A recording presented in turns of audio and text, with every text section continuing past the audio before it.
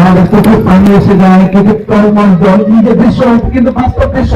আমরা এখন কয়েক অভিনয়ের মাধ্যমে দেখলাম কিন্তু এই দৃশ্যটা ঘটেছিল সেই 2025 আন্দোলনে রংপুর বিশ্ববিদ্যালয়ের ইঞ্জিনিয়ারিং শিক্ষার্থী আবু সাঈদ তাকে এভাবে নির্মমভাবে বলি হতে হয়েছিল এই পুলিশের গুলিতে। আসলে আবু সাঈদ আমাদের সামনে দাঁড়িয়ে রয়েছে, আমাদেরকে সেই দিনের কথা মনে করিয়ে দিচ্ছে।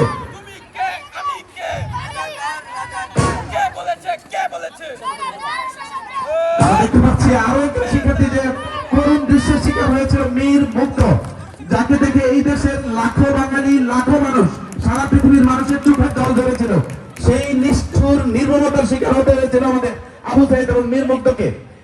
আমরা এখন এই দৃশ্যটি দেখলাম, আসলে আমাদের মধ্যে সবাইকে বলবো করতালি দিয়ে এই যে দৃশ্য আসলে মর্মস্পর্শী হৃদয়স্পর্শী দৃশ্য, আমাদের একেবারে গায়ের শিহরণ দিয়ে দেয় সেই দৃশ্য দেখলে। আসলে সত্যি এই দৃশ্যই কিন্তু আমাদের এই স্বাধীনতা এনে দিয়েছে নতুন করে, নতুন ভাবে আমাদেরকে বাঁচতে শিখিয়ে দিয়েছে নতুন ভাবে। সাবাস বাংলাদেশ, সবাই করতালির মাধ্যমে আবার এই নতুন বাংলাদেশকে বরণ করে দিয়েছে।